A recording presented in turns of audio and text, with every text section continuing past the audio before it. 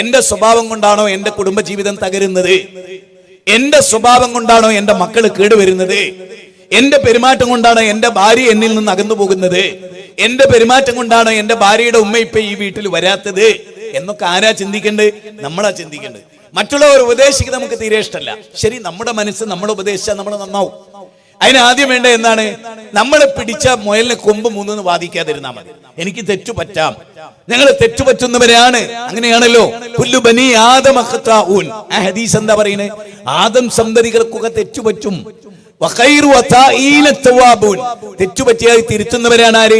യഥാർത്ഥ വിശ്വാസികള്. വലം യുസിറു അലാ മാ ഫഅലു വഹും യഅലമൂൻ. 3-ാം അധ്യായം സൂറത്ത് ആൽ ഇംറാൻ 135-ാമത്തെ വചനമാണ്. ശരിക്കും ശ്രദ്ധിക്കണം. ഞാൻ ഓരോ കാര്യം പറയുമ്പോഴും നിങ്ങൾ ഒന്നുകൂടി ഓർക്കുക. നിങ്ങൾ പിന്നെ ഇവിടെ ഇരിക്കുകയാണ്, കുറെ കസേരയുണ്ട്, ഇവിടെ സ്റ്റേജ് ഉണ്ട്, ഇവിടെ മൈക്ക് ഉണ്ട്, ഇവിടെ റെക്കോർഡിംഗ് ഉണ്ട്, ആള് വരുന്നുണ്ട്, പോകുന്നുണ്ട്, ഇതൊന്നും നിങ്ങൾ ശ്രദ്ധിക്കരുത് കേട്ടോ. നിങ്ങൾ ഞാൻ അവതരിപ്പിക്കുന്ന ആയത്ത് അത് കേൾക്കുക, ഹദീസ് അത് കേൾക്കുക, സംഭവം അത് കേൾക്കുക. പലപ്പോഴും നമുക്ക് സംഭവിക്കുന്ന ഒരുപാട് സദസ്സിൽ നമ്മൾ പോകുന്നുണ്ട്, ഒരുപാട് പ്രസംഗങ്ങൾ നമ്മൾ കേൾക്കുന്നുണ്ട്, പക്ഷെ ഹൃദയത്തിൽ എടുക്കണില്ലേ നമ്മള്? നബിയെ തൊള്ളോണ്ട് പറഞ്ഞതാ, അല്ലാഹ് പറയാണ് ഖുർആനിൽ. അതായത് ഒരു പറ്റം ആളുകൾ വന്നിട്ട് പറഞ്ഞു, കാലത്തിൽ അറാബു ആമന്ന കുല്ലൻ തുക്മിനു വലാകിൻ ഖുലു അസ്ലംന വലമ്മ യദ്ഖുലുൽ ഈമാനു ഫീ ഖുലൂബിക്കും. 49-ാം അധ്യായം 14-ാമത്തെ വചന. അറാബികൾ വന്നിട്ട് പറഞ്ഞു, എന്താണ്? ഞങ്ങൾ മുസ്ലിം മുഅ്മിനുകളായിട്ടുണ്ട്. അപ്പൊ അള്ളാഹുവിന്റെ റസൂലിന് ഹൃദയത്തിലുള്ള അറിയില്ലല്ലോ. അപ്പൊ അല്ലാഹ് വഹി ഇറക്കാണ്, നബിയെ നുണയാണ്, ഹൃദയത്തിൽ ഈമാൻ കടന്നിട്ടില്ല. അപ്പൊ ഈമാൻ കിടക്കേണ്ടത് എവിടെയാണ്? ഹൃദയത്തിലാണ്. നന്നാകേണ്ടത് എവിടെയാണ്? ഹൃദയത്തിലാണ്. കല്ലാ ബൽ റാന അലാ ഖുലൂബിഹിം മാ കാനൂ യക്സിബൂൻ കല്ലാ ഇന്നഹും അൻ റബ്ബിഹിം യൗമൈദിൻ ലമഹ്ജൂബൂൻ. അല്ലാഹു സുബ്ഹാനഹു വ തആല പറയാണ്. എന്താ പറയുന്നത്? തീർച്ചയായും നിങ്ങളെ പാപക്കറകൾ ചെയ്ത് നിങ്ങളുടെ ഹൃദയം കറുത്തു പോയിരിക്കുന്നു. പാപക്കറകൾ ചെയ്ത് നിങ്ങളുടെ ഹൃദയം എന്തായിട്ടുണ്ട്? കറുത്തു പോയിട്ടുണ്ട്. നിങ്ങളുടെ ഹൃദയം കറുത്തു പോയിട്ടുണ്ട്. അതുകൊണ്ട് തന്നെ നിങ്ങൾക്കും റബ്ബിനുമിടയിൽ ഒരു മറയിടപ്പെടും. നിങ്ങൾക്കും റബ്ബിനുമിടയിൽ ഒരു മറയിടപ്പെടും എന്ന് അല്ലാഹു പറയാണ്. അപ്പൊ പാപക്കറകൾ ചെയ്ത് കേടുവന്നു പോകുന്നത് എവിടെയാണ്? നമ്മുടെ ഹൃദയമാണ് എന്ന കാര്യം നമ്മൾ പ്രത്യേകമായി ഓർക്കണം. നമ്മുടെ ഹൃദയം, ആ ഹൃദയത്തിൽ എന്തുണ്ട്? പാപക്കറകൾ വരും. അതുകൊണ്ട് ഹൃദയത്തിൽ എടുക്കണം നിങ്ങൾ ഞാൻ പറയുന്ന ഇനിയുള്ള വാചകങ്ങൾ. അതിനാണ് ഇത്രയും കാര്യങ്ങൾ പറഞ്ഞു പോകുന്നത്. 83-ാം അധ്യായം 14-15 വാചകമാണ് ഉദ്ധരിച്ച്. ഇതെല്ലാം പിന്നീട് നിങ്ങൾ പ്രസംഗം കേൾക്കുമ്പോൾ ഈ ആയത്തൊക്കെ എഴുതിയെടുത്ത് ഒരുപാട് ഉപകാരപ്പെടും. പെട്ടെന്ന് കാര്യങ്ങൾ നോക്കി മനസ്സിലാക്കാൻ നമുക്ക് അവസരം ഉണ്ടാവും. നമുക്ക് കുറെ സമയം എടുത്തിട്ട് വേണം ഇതൊക്കെ ഒന്ന് മനപ്പാടാക്കാനും പഠിക്കാനും ഒക്കെ. നിങ്ങൾക്ക് ഞങ്ങളിൽ നിന്ന് ഇങ്ങനെ കേൾക്കുമ്പോൾ അത് വേഗത്തിൽ പഠിച്ചെടുക്കാൻ പറ്റും. കാരണം എല്ലാവർക്കും ഇങ്ങനെ ഇരുന്ന് പഠിക്കാൻ കഴിയില്ലല്ലോ. അപ്പൊ നിങ്ങൾ തുടക്കത്തിൽ തന്നെ ശ്രദ്ധിക്കുക. നബി എന്താ പറഞ്ഞത്? സല്ലല്ലാഹു അലൈഹി വസല്ലം 4 കാര്യങ്ങൾ വെച്ചിട്ടാണ് കല്യാണം കഴിക്കുക. എന്നിട്ട് നബി എന്താ പറഞ്ഞേ? ഇതിൽ ഏതെങ്കിലും 4 ഏതെങ്കിലും നോക്കിക്കൊള്ളി എന്നാണോ? എന്താണ് നമുക്ക് പറ്റിയ തെറ്റെന്ന് ഞാൻ പറയാം. അത് പഠിച്ചാൽ തന്നെ ഇനി അങ്ങോട്ടെങ്കിലും നമ്മുടെ മക്കളുടെ കാര്യത്തിലൊക്കെ നല്ലൊരു ശ്രദ്ധ വരാനിരിക്കുന്നല്ലോ. ഒരു ഉമ്മ മരിച്ചിട്ട് ഒരു മകൻ പറഞ്ഞു കൂട്ടിയ വാചകങ്ങളെ കുറിച്ചാണല്ലോ സോഷ്യൽ മീഡിയയിൽ ഒരു യുക്തിവാദിയായ മകൻ ഉമ്മാനെ പറ്റി പറഞ്ഞ വാചകങ്ങൾ കൊണ്ടാണല്ലോ ഒരു ഉമ്മയെക്കുറിച്ച് മകന് ചിന്തിക്കാൻ പോലും പറ്റാത്ത തലങ്ങളെ കുറിച്ചാണല്ലോ അവന്റെ വാചകങ്ങൾ പോലും. കാമം കലർന്ന വാചകങ്ങളാണല്ലോ ഉമ്മാനെ കുറിച്ച് പോലും ഒരു മകൻ കുറിക്കുന്നത്. അങ്ങനത്തെ ഒരു മകന് ഉണ്ടാവാതിരിക്കട്ടെ എന്ന് നമ്മൾ പ്രാർത്ഥിക്കണമെങ്കിൽ നമ്മുടെ തുടക്കം നന്നാകണം എന്നാണ് ഞാൻ പറയുന്നത്. തുടക്കം നന്നാകാഞ്ഞാലുണ്ടാകുന്ന ഒരുപാട് പ്രശ്നങ്ങൾ ലോകത്തുണ്ട് എന്ന് ഈ പരാമർശത്തിൽ നിങ്ങൾക്ക് മനസ്സിലാവും. നബി സല്ലല്ലാഹു അലൈഹി വസല്ലം പറഞ്ഞു 4 കാര്യങ്ങളാണ്. അതില് മതം നോക്കി കല്യാണം കഴിക്കുന്നവരുണ്ട്. എന്നിട്ട് നബി അരക്കെട്ടുറപ്പിക്കാട്ടോ. അള്ളാഹുവിന്റെ റസൂലിന്റെ വാചകം തട്ടിക്കളയരുത് സുഹൃത്തുക്കളെ. അള്ളാഹുവിന്റെ റസൂൽ പറയാണ്,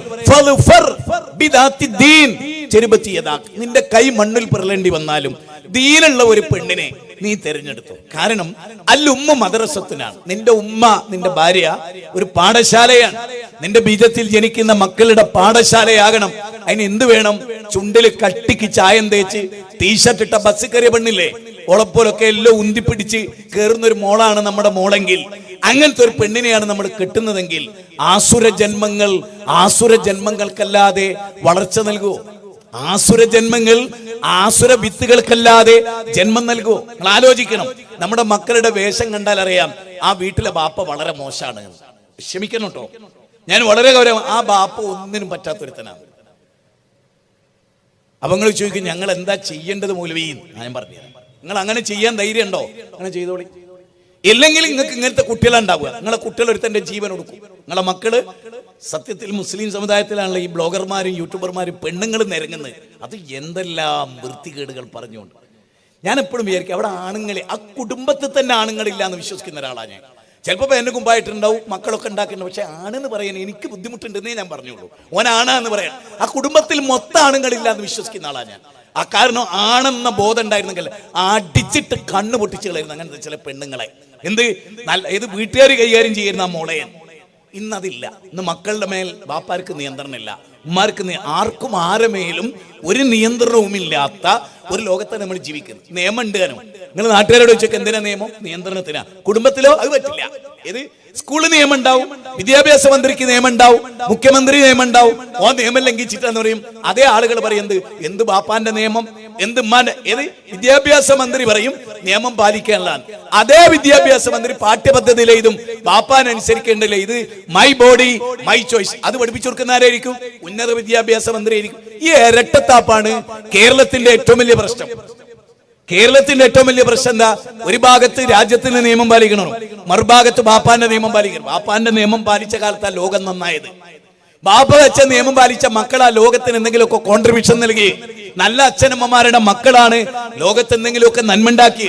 നേരെ മറിച്ച് നിങ്ങൾ വിചാരിക്കണ്ടോ, ഇന്ന് നമ്മളിപ്പോ ഈ ഇരിക്കുന്ന നമ്മളിൽ പോലും, നമ്മുടെ മക്കളിൽ പോലും ഒരു നെഹ്റു, ഒരു ഗാന്ധിജി, ഇതൊക്കെ പേര് പറയുന്നത് നെഹ്റു ഗാന്ധിജി ആകാനല്ല. ആ വ്യക്തിത്വങ്ങൾ, അവരുടെ കഴിവ്, അറിവ്, യോഗ്യത ഒക്കെ ഉള്ളൊരു മക്കൾ ഇനി ഉണ്ടാവും നിങ്ങൾ വിചാരിക്കണ്ടോ? മൗലാന മുഹമ്മദ് അലി ജൗഹർ ഉണ്ടാവും നിങ്ങൾ വിചാരിക്കണ്ടോ? മൗലാന അബുൽ കലാം. കാരണം അവരുടെ ഉമ്മ അത്രയും ബോൾഡായി. ഞാൻ ഈ പേര് പറഞ്ഞ ആളുകളുടെ ഒക്കെ അമ്മമാരെടുത്തോ, ഗാന്ധിജിന്റെ അമ്മനെ എടുത്തോ. ഗാന്ധിജിക്ക് 9 വയസ്സുള്ളപ്പോ ആ അമ്മ ഒരു ഉപദേശം നൽകി ഗാന്ധിജിക്ക്. ആ ഉപദേശമാണ് ദക്ഷിണാഫ്രിക്കയിലെ റെയിൽവേ സ്റ്റേഷനിൽ ഗാന്ധിജിനെ വെളുത്ത വർഗക്കാരൻ പിടിച്ചുന്തി 3 മണിക്ക് രാത്രി പീസ്ബർഗ് റെയിൽവേ സ്റ്റേഷനിൽ ഇരുന്ന് ഗാന്ധിജി എടുത്ത തീരുമാനം 9ാമത്തെ വയസ്സിൽ ഗാന്ധിജിയെ അമ്മ നിർദ്ദേശിച്ചൊരു ഉപദേശമായിരുന്നു. ഇന്ന് മക്കൾക്ക് ഓർക്കാൻ ഉമ്മമാർക്ക് എന്ത് ഉപദേശം കൊടുക്കാനുള്ളത്?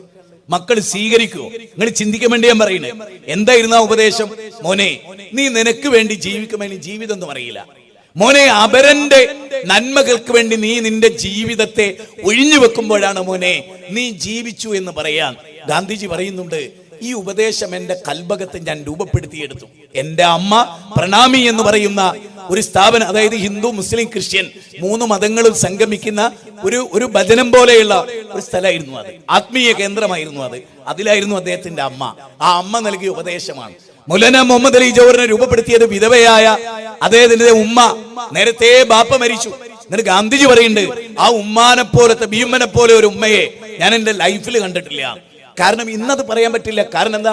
ഉമ്മ ടീഷർട്ട് ആട്ടത്, ഉമ്മ ടൈറ്റ് ജീൻസ് ആട്ട്. ഉമ്മാന്റെ ജീൻസ് തുടമല് കീറിയിട്ടുണ്ട്, കാലിന്റെ മുട്ടുമ കീറിയിട്ടുണ്ട്, ബാക്കിൽ കീറിയിട്ടുണ്ട്. അത് ആ കീറലിൽ കൂടിയാണ് മുല വരെ കൊടുക്കുന്നത്. പിന്നെന്ത് ചെയ്യും? ഞാൻ എന്റെ പേഴ്സണൽ ചിന്ത അനുസരിച്ച് ഒറ്റടിക്ക് പടയ്ക്കാൻ പോലും സമയം കിട്ടരുത്. പല്ലിനെ കൊല്ലുന്ന മാതിരി കൊന്നാളോ ബാപ്പ. പിന്നെ ഈ ജീൻസ് വാങ്ങി കൊടുത്ത മുപ്പരനല്ലേ ആണ്? ഉമ്മാന്റെ ബാപ്പനെയും കൂടെ പോയിട്ട് തന്നെയല്ലേ അത് വാങ്ങി? ആണ്. നീ ആണല്ലടോ സ്വന്തം മോളെ വൃത്തികെട്ട നോട്ടം നോക്കാൻ അന്യ പുരുഷന്മാർക്ക് വേഷം ധരിപ്പിച്ച് തെരുവിലിറക്കിയ നീ ആണല്ലടോ. നീ ആണല്ല. അപ്പോഴേ നിങ്ങൾക്ക് വേദന ഉണ്ടാവും. നിങ്ങൾക്ക് തോന്നണം, നിങ്ങൾ നോക്കിക്കല്ലോ മേലൊക്കെ ഞാൻ ബാപ്പനല്ലേ എന്ന്, താടിയൊക്കെ ഒന്ന് പിടിച്ചു നോക്കിയാണോ? ഇന്ന് പൊരേ പോയാൽ നിങ്ങൾക്ക് കത്തിക്കാൻ ഒരുപാട് നിങ്ങളെ പെൺകുട്ടികളുടെ ഡ്രസ്സ് ഉണ്ടാവും. ആൺകുട്ടികളുടെ അത്ര ഉണ്ടാവില്ല. ഞാൻ ഉറപ്പ് തരങ്ങൾ. നിങ്ങളെ പെൺകുട്ടിയുടെ ഡ്രസ്സ് നിങ്ങൾ മനുഷ്യത്വത്തോട് ചിന്തിക്കണം, കത്തിക്കാനുള്ളതേ ഉണ്ടാവും, പിന്നോക്കിടാനുള്ളതൊന്നും ഉണ്ടാവില്ല. ചിലപ്പോൾ ഇവിടെ വരുമ്പോൾ നിങ്ങളിട്ട ഡ്രസ്സായിരിക്കുമല്ലോ കോളേജ് പോകുമ്പോൾ നിങ്ങളെ മക്കൾ ഇവിടെ ഇരിക്കുന്നവരിടുക. അപ്പം നാട് നന്നാക്കാൻ നമ്മൾ ഇറങ്ങുന്നതിന് മുമ്പ് നമ്മളെ ഒന്ന് നന്നാക്കണം. അതിനാണ് ഞാൻ പറയുന്നത്, ദീനുള്ള പെണ്ണിനെ കല്യാണം കഴിക്കുക. സമ്മതിച്ചോ? ഹദീസ് സമ്മതിച്ചോ? ഇനി എന്റെ ചോദ്യം, എന്താണ് ദീൻ? നബി എന്താ പറഞ്ഞേ? സൗന്ദര്യമുള്ള പെണ്ണ് നബി എതിർത്തില്ല. കുടുംബ മഹിമയുള്ള പെണ്ണ് നബി എതിർത്തില്ല. സമ്പത്തുള്ള പെണ്ണ് നബി എതിർത്തില്ല. റസൂലുള്ളാഹി പറഞ്ഞു, മതനിഷ്ഠയുള്ള പുരുഷൻ ഫൻകിഹു അയാമ മിൻകും വസ്വാലിഹീൻ. വിശുദ്ധ ഖുർആൻ 24-ാം അധ്യായം 32-ാമത്തെ വചനം. നിങ്ങൾ നിക്കാഹ് കഴിപ്പിക്കണം. ആരെ? സ്വാലിഹീന മിൻ ഇബാദിക്കും വഇമായിക്കും. സ്വാലിഹീങ്ങളെ. മകനും സാലിഹാണ്, മകളും സാലിഹാണ്. കല്യാണം കഴിയുന്ന ചെക്കനും നന്നാവണം, കൂട്ടിക്കൊണ്ടുവരുന്ന പെണ്ണും നന്നാവണം. അള്ളാഹ് പറയാണ് ഖുർആനിൽ, അവരെ കൊണ്ടാണ് നിങ്ങൾ നിക്കാഹ് കഴിപ്പിക്കേണ്ടത്. ഇത് നമ്മൾ പാലിച്ചോ? ഇല്ല എന്നുള്ളതാണ് സത്യം. ഇല്ല എന്നുള്ളതാണ് സത്യം. ദീനിനെ മുൻനിർത്തി. കാരണം എന്താ? നിങ്ങൾക്ക് പ്ലാനിങ് വേണം. നിങ്ങളൊരു കട തുടങ്ങുമ്പോൾ നിങ്ങളെന്ത് നോക്കൂ? അവിടെ കച്ചവടം നടക്കുമെന്ന് നോക്കൂ. ആ കടക്ക് വേറെ എന്തെങ്കിലും പ്രശ്നമുണ്ടോ നോക്കൂ. ആ കടയിൽ ഏത് കച്ചവടം വേണം നോക്കൂ. കാരണം ഭാവിയാണ്. നിങ്ങളൊരു കൃഷിയിടത്തിൽ വിത്ത് ഇറക്കുമ്പോൾ അവിടെ വിത്ത് ഇട്ടാൽ മുളയ്ക്കോ? അവിടെ വളരുമോ? ആ കൃഷിക്ക് അനുകൂലമാണോ എന്നൊക്കെ പരിശോധിച്ചിട്ടില്ല. പക്ഷെ കല്യാണത്തിന്റെ കാര്യത്തിൽ നിങ്ങൾ എന്താ വിചാരിക്കണേ? എന്റെ മകൻ, അവന്റെ മകൻ, എനിക്ക് അഡ്രസ് ഉണ്ടാക്കുന്ന ഒരു പരിപാടിന്റെ പേരും കൂടി അത്. ആ മകൻ നന്നാകണോ? ആ മകൻ ഉണ്ടാകണം. ഞാൻ വിത്തിറക്കുന്ന ഇടം നന്നാകണം. അത് സ്ത്രീയാണ്. ഒരു സംശയമുണ്ട്. സ്ത്രീകൾ നന്നായ ലോകം നന്നാവും. സ്ത്രീകൾ കേടുന്ന ലോകം കേടുവരും. സ്ത്രീ ഇപ്പൊ നിങ്ങൾ ആലോചിച്ച് നോക്ക്. നിങ്ങളുടെ ഒരു മകൾ, നിങ്ങൾ അങ്ങനെ ചിന്തിച്ചോ? നിങ്ങളുടെ ഒരു മകൾ, നിങ്ങളുടെ മകളുടെ മാറിടത്തിൽ ഒരുത്തൻ കൈമുട്ടുകൊണ്ട് ഇങ്ങനെ ആക്കണ്, ഓള് ചിരിച്ചിങ്ങനെ ക്യാമറ ഇങ്ങനെ പിടിക്കുവോ? വല്ലാഹിയ ബസ്സിലുണ്ടായിരുന്നുള്ള കണ്ണം പൊട്ടിച്ചു കളയുന്നു. ജയിലിൽ പോയാലും നിങ്ങൾ ആലോചിച്ച് നോക്ക്. ഒരു പെണ്ണിന്റെ മാറിടത്തിൽ ഇനി ഒരു ആണിങ്ങനെ തോണ്ടിന്ന് വിചാരിക്കും. ഒരു ബാഡ് ടച്ച് 1/2 സെക്കൻഡ് കൊണ്ട് മനസ്സിലാവും അത് ബാഡ് ടച്ച് ആണ്. ഉറപ്പിച്ചോ? ആണായിക്കോട്ടെ പെണ്ണായിക്കോട്ടെ, ഒരു ബാഡ് ടച്ച് ആണതെങ്കിൽ ഒരു പക്ഷെ ഇങ്ങനെ ഒരൊറ്റ കുത്ത് ഒരു പുരുഷന്റെ കുത്തിട്ടിയാൽ ഓക്കറിയാം അത് വണ്ടി ബ്രേക്ക് പിടിച്ചപ്പോൾ അയാൾ അറിയാണ്ട് പിറകോട്ട് വന്ന ആ കുത്ത് കണ്ട ഓക്കറിയാം. നേരെ മറിച്ച് ആ മിനിസുള്ള ടച്ചിങ് കണ്ടോ ഓക്ക് മനസ്സിലാവും ഇത് സൂക്കേട് വേറാണ്. എന്നിട്ട് ഓള് എന്ത് ചെയ്യാണ്? അപ്പുറത്ത് സൂക്കേട് കാണിച്ചിട്ട് ഇപ്പുറത്ത് ഇത് കാണിക്കാൻ വേണ്ടി ഓള് നിന്ന് കൊടുക്കുക. ഈ അവിടെ എടുത്ത് എന്റെ അടുത്ത് എടുക്കുക, എനിക്കൊന്ന് റീച്ചാണോ? ഞാൻ പറഞ്ഞില്ലേ, നിങ്ങൾ ആ കുട്ടിയുടെ ഹൃദയത്തെ ഒന്ന് മുന്നിൽ കാണും. ആ ഹൃദയത്തെ മുന്നിൽ കണ്ടുകൊണ്ട് വിചാരിക്കും. ശരിക്കും ഒരു ബാഡ് ടച്ചിങ് നടത്തിയാൽ ഇസ്ലാമിന്റെ വിശ്വാസം എന്താ പറയുക? ഒരു തെറ്റ് കണ്ടാൽ എന്നാണ് പ്രയോഗം. കണ്ടാ അവിടെ വെച്ച് തടുക്കണം. ഒരു പെണ്ണിനൊരാണ് പിടിച്ചാൽ ഓക്കൊന്ന് തല്ലിയാൽ പോലും ഇവിടെ ആരും ഓളെ എതിർക്കില്ല. ആരും ഓളെ എതിർക്കൂല സാധാരണഗതിയിൽ. നേരെ മറിച്ച് ഓരെല്ലാം കഴിഞ്ഞ് വീഡിയോ പകർത്തി പുറേ പോയിട്ട് ഇതൊക്കെ എഡിറ്റ് ചെയ്തിറക്കുക എന്ന് പറഞ്ഞാൽ അതിന്റെ അർത്ഥം തന്നെ എന്താണ്? ഞാൻ പറഞ്ഞു വരുന്നത് എന്താ അറിയോ? നമ്മുടെ മക്കളെ കുറിച്ച് ചിന്തിക്കുന്നതിന് മുമ്പ് ആദ്യം കല്യാണത്തെ കുറിച്ചാണ് ചിന്തിക്കേണ്ടത്. കല്യാണം എന്താണ്? ഒരു സമൂഹത്തെ നിലനിർത്തുന്ന ബോൾഡായ ഒരു കെട്ടിടത്വം ഉണ്ടാക്കണം. അതിന്റെ ഫൗണ്ടേഷൻ തുടങ്ങുകയാണ്. അപ്പൊ ചിന്തിക്കണം, ഞാൻ തിരഞ്ഞെടുക്കുന്ന പെണ്ണിന്റെ യോഗ്യത എന്താണ്? ഞാൻ തിരഞ്ഞെടുക്കുന്ന പുരുഷന്റെ യോഗ്യത എന്താണ്? അതുകൊണ്ട് ഞാൻ ഒന്നുകൂടി ചുരുക്കി പറയുന്നു, ഫദ്ഫർ ബിദാത്തി ദീൻ എന്നത് എന്താണ്? ദീൻ ഉണ്ടാകണം എന്ന് പറഞ്ഞു. അപ്പൊ ദീൻ എന്താണ്? ദീനുള്ള പെണ്ണിനെ കെട്ടിക്കോ എന്ന് പറഞ്ഞു. അപ്പൊ ദീൻ എന്താണ്? അതെങ്ങനെ പഠിക്കുക? നബി സല്ലല്ലാഹു അലൈഹി വസല്ലമയാണ് വമാ യൻതിഖു അനിൽ ഹവാ ഇൻ ഹുവ ഇല്ലാ വഹ്യുഹാ. അഭീഷ്ടമനുസരിച്ച് മുത്തുനബി സംസാരിക്കാറില്ല. നബിയുടെ സംസാരങ്ങൾ അത്രയും വഹി അനുസരിച്ചാണ്. ആ വഹിയുള്ള തിരുദൂതർ പറയാണ്, ദീനുള്ള പെണ്ണിനെ കല്യാണം കഴിച്ചോ എന്നാണ് പറയുന്നത്. സ്വാഭാവികമായി ഒരാൾ ചോദിക്കൂലേ, എന്താ ദീൻ? സൂറത്ത് ബയ്യിന ശരിക്കും കേട്ടോളൂ. സൂറത്ത് ബയ്യിന 5-ാമത്തെ വചനം. സൂറത്ത് ബയ്യിനയിലെ 5-ാമത്തെ വചനം എന്താണ് ദീൻ എന്ന് പറയാണ്. അപ്പൊ ഒരു ഭാഗത്ത് ദീനുള്ള പെണ്ണിനെ കല്യാണം കഴിക്കണം എന്ന് പറയുന്നു, ദീനുള്ള പുരുഷനെ കല്യാണം കഴിക്കണം എന്ന് പറയുന്നു, മറുഭാഗത്ത് ദീൻ എന്താണെന്നും പറയുന്നു. അപ്പൊ എന്താ നമ്മൾ ആദ്യം ചെയ്യേണ്ടത്? റസൂൽ സല്ലല്ലാഹു അലൈഹി വസല്ലം നമ്മെ പഠിപ്പിച്ചൊരു കാര്യം നമ്മൾ ചെയ്താൽ ഖൈറല്ലാതെ ശർറ് ഒരിക്കലും ഉണ്ടാവില്ല. സഹോദരിമാരെ ശരിക്കും പഠിക്കൂ. നബി സല്ലല്ലാഹു അലൈഹി വസല്ലം പറയാണ് ദീനുള്ളത്. ഇനി അല്ലാഹ് പറയാണെന്ത്? വമാ ഉമിറു ഇല്ലാ ലിഅബ്ദുല്ലാഹ് മുഖ്ലിസീന ലഹുദ്ദീൻ ഹുനഫാ വയുഖീമുസ്സലാഹ വയൂതുസ്സകാ വദാലിക ദീനുൽ ഖയ്യിം. വദാലിക ദീനുൽ ഖയ്യിം. അതാണ് നേരെ ചൊവ്വായ ദീൻ. ശരി, ഏത്? വമാ ഉമിറു അവരോട് കൽപ്പിച്ചിട്ടില്ല ഇല്ലാ ലിഅബ്ദുല്ലാഹ് അല്ലാഹനെ മുഖ്ലിസായിട്ട് ഇബാദത്ത് ചെയ്യാൻ, നിഷ്കളങ്കമായി റബ്ബിനെ മാത്രം ഇബാദത്ത് ചെയ്യാൻ. ഒന്നുകൂടി ചിന്തിച്ചോ, എന്താ അല്ലാഹ് പറഞ്ഞേ? അവരോട് കൽപ്പിച്ചിട്ടില്ല റബ്ബിനെ അല്ലാതെ വേറൊരു മഖ്ലൂക്കിനെയും ഇബാദത്ത് ചെയ്യാൻ പാടില്ല. വമാ ഖലഖതുൽ ജിന്ന വൽ ഇൻസ ഇല്ലാ ലിയഅ്ബുദൂൻ. ജിന്ന് വർഗത്തെയും മിനുസ് വർഗത്തെയും സൃഷ്ടിച്ചത് റബ്ബിനെ ഇബാദത്ത് ചെയ്യാനാണ്. അദ്ദാരിയാത്ത് 51-56 വചനം. ശരി, ഇനി എന്താണ് ഇബാദത്ത്? അള്ളാഹനെ ഇബാദത്ത് ചെയ്യാനാണ് നിങ്ങളെ എന്നെയൊക്കെ സൃഷ്ടിച്ചത്. സ്വാഭാവികമായിട്ട് അവിടെ ഒരു ചോദ്യമുണ്ട്. അപ്പൊ എന്താ ഇബാദത്ത്? നേരത്തെ എന്താ പറഞ്ഞത്? ദീനുള്ള പെണ്ണിനെ കെട്ടണമെന്ന്. അപ്പൊ ദീൻ എന്താ? അല്ലാഹ് പറഞ്ഞ ദീൻ എന്ന് പറഞ്ഞാൽ അള്ളാഹനെ മാത്രം ഇബാദത്ത് ചെയ്യുന്നതാണ് ഒന്നാമത്തെ പോയിന്റ്. അതുണ്ടാവണം. നിങ്ങൾ തിരഞ്ഞെടുക്കുന്ന പെണ്ണ് മൊയ്തീൻ ശൈഖെ രക്ഷിക്കണേ എന്ന് വിളിക്കുന്ന ഒരു ബാപ്പാന്റെ മോളാണോ? പരിശോധിക്കപ്പെടേണ്ടതുണ്ട്. ഇനി ഞാൻ പറയുന്നത് നിങ്ങൾക്ക് ഇഷ്ടപ്പെടാത്ത കുറച്ച് കാര്യമാണ് പറയുന്നത്. നിങ്ങൾ വിവാഹം കഴിക്കുമ്പോ അല്ലാഹനെ അതായത്